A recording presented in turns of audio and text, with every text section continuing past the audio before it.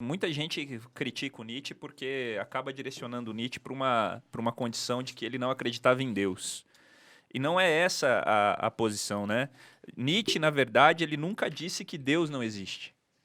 Se você, né, lê e realmente compreender o que ele fala, ele nunca disse isso. O que ele fala, na verdade, o que ele questiona é a existência de Deus. É pelo comportamento do homem, né? É a maneira como o homem se comporta que ele coloca ali se Deus realmente existe ou não. Por quê? Porque em determinados momentos, né, você vai ouvindo e entendendo um pouco da colocação dele, você percebe que ele fala que, né, o homem matou Deus. Existe um livro dele, uma parte, né, uma fala dele que ele fala sobre isso.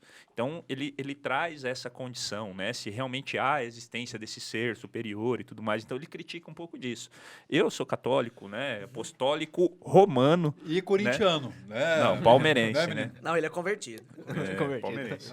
Mas, e assim, né? E eu gosto de ler o Nietzsche para entender algumas coisas. E o livro, né? O Humano Demasiado Humano, ele é um livro, cara, questionador, né? Se a gente começa a ler, assim, são vários fragmentos que ele vai trazendo e ele vai colocando a princípio de alguns, né, insights, vamos dizer, vamos chamar de insight. Hoje chama de insight, né? Na época lá que ele escreveu, deveria ter outro nome, né? Devaneio, se não me engano. Era devaneio. Não sei. Coisas que vêm na cabeça, devaneio.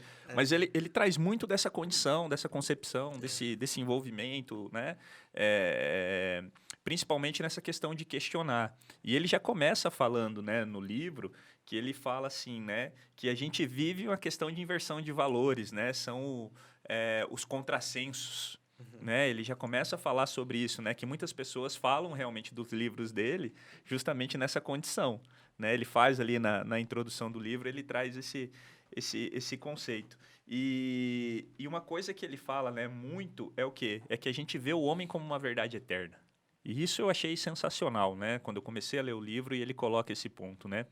O homem, né, ele diz que o erro, na verdade, né, o grande erro nosso é entender o homem como uma verdade eterna. E por que ele fala isso? Ele fala isso porque a gente tem um espaço muito limitado de tempo, né? Ele fala sobre a brevidade da vida humana. Certo. Né? Então, devido a essa questão da brevidade da vida humana, a gente tende ao quê?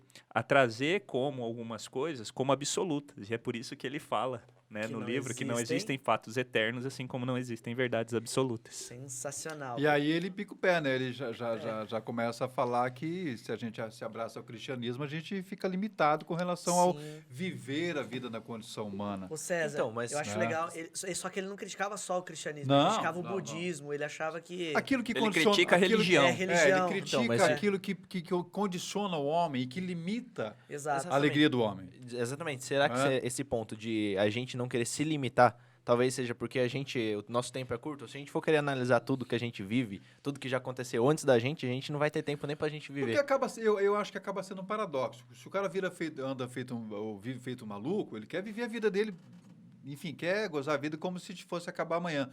Mas o cara que também quer ficar tranquilo, eu não quero que aconteça nada comigo, porque pode acontecer que eu morra amanhã.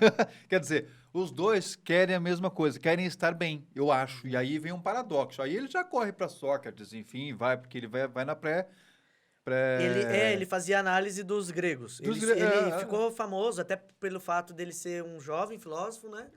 Ele foi nomeado lá na Universidade de Basileia, com 24 anos, foi o mais jovem da história a ser nomeado lá, justamente porque o trabalho dele era pesquisar e estudar os gregos, a razão grega. E é óbvio que ele trazia para o contexto do século XIX, né, que ele é de igual você falou antes da gente começar, né, ele é de 1844, ele é do século XIX, e ele morreu perto da virada do século, em 1900, né, em 1900. Justamente, ele passou então por vários outros filósofos além dos gregos.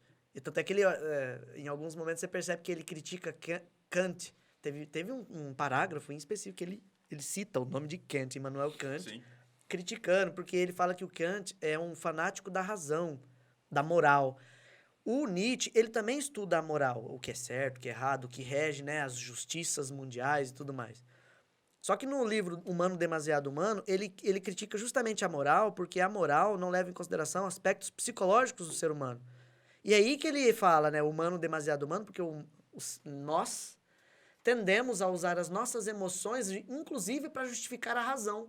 Você pode estar coberto de razão numa discussão com seu amigo, mas você apela para o emocional para tentar convencer do que seu ponto está correto. Ou o E contrário também. não era isso que o Nietzsche disse, é isso que eu estou entendendo que ele disse, tá? Sim. É isso que eu estou entendendo que ele disse, que justamente nós somos falhos e levamos a nossa falha para a razão, para a moral. Então, por isso que leis vão ser injustas, porque está baseado nos nossos sentimentos do que seria justo e não do que de fato tá correto. Mas Entendeu? sabe por que a gente leva esse lado da emoção?